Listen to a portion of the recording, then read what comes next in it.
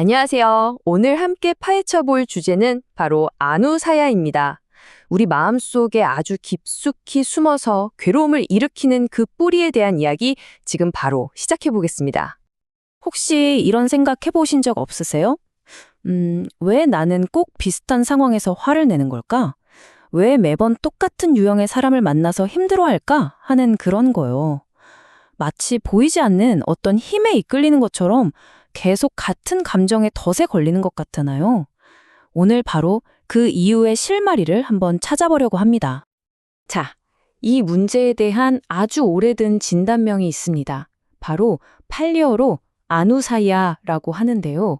이게 무슨 뜻이냐면 우리 마음 가장 깊은 곳에 잠들어 있는 잠재적 경향성을 의미해요.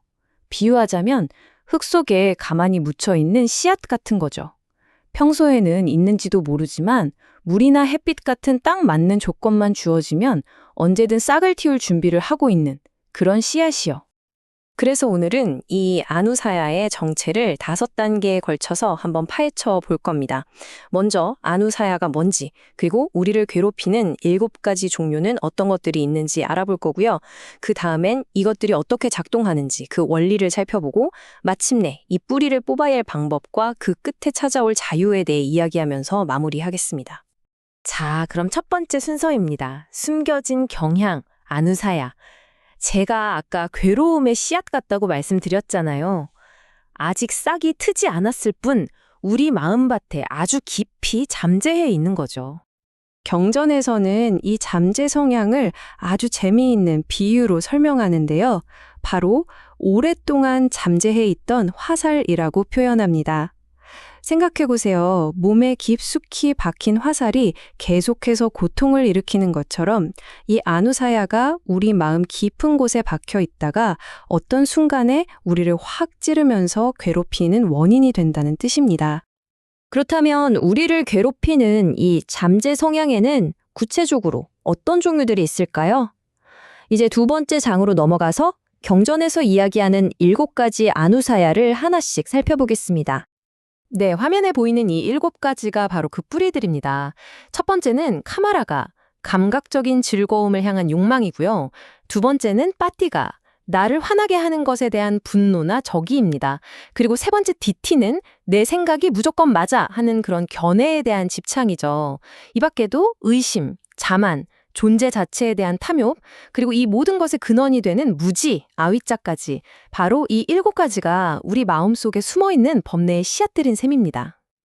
자, 그럼 이 잠자고 있던 씨앗들은 대체 어떻게 그리고 언제 깨어나는 걸까요?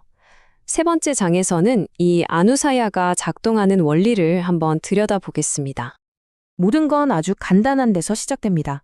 우리의 감각 기반이 어떤 대상과 만나는 거죠. 예를 들어서 우리 눈이 아름다운 그림을 봤다고 해볼게요.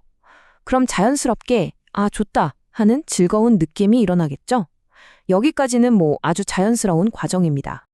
그런데 바로 여기서 정말 중요한 갈림길이 나타납니다.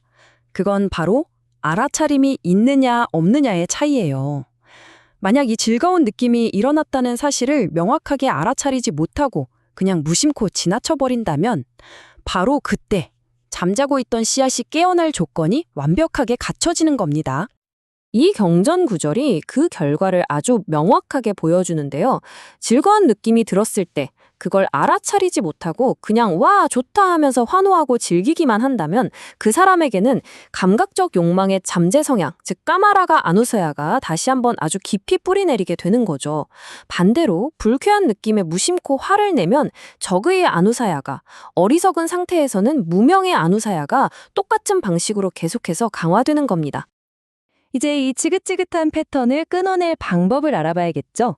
4번째 장에서는 아누사야를 뿌리 뽑는 길에 대해 이야기해 볼 텐데요. 그 핵심이 바로 2개의 화살이라는 비유에 담겨 있습니다. 이 슬라이드가 모든 걸 설명해 주는데요.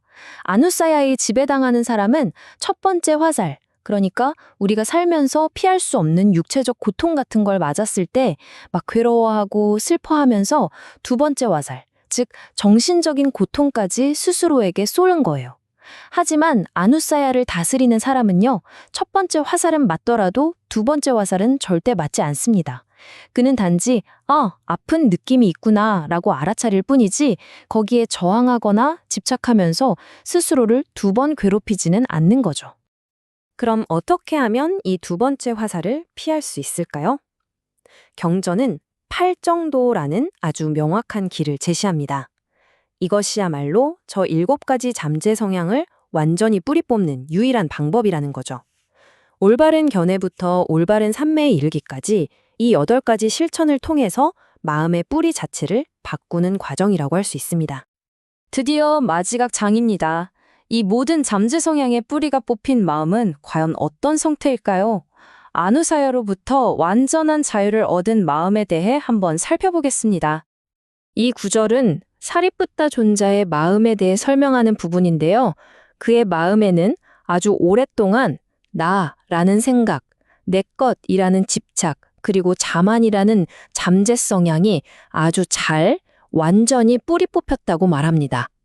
더 이상 나와 내 것이라는 관념에 휘둘리지 않으니까 어떤 상황에서도 흔들리지 않는 깊은 평화를 누릴 수 있었던 거죠.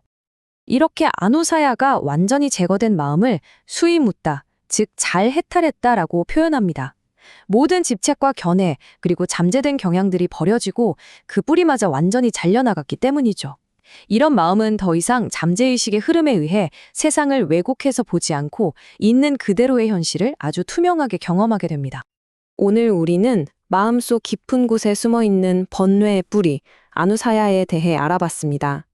마지막으로 여러분께 질문 하나를 던지면서 마무리하고 싶은데요. 여러분의 마음을 가장 자주 흔들고 자꾸만 같은 실수로 이끄는 그 잠재 성향은 무엇인가요? 당신의 마음속에는 이 7가지 중에 어떤 아누사야가 가장 깊이 잠들어 있을까요?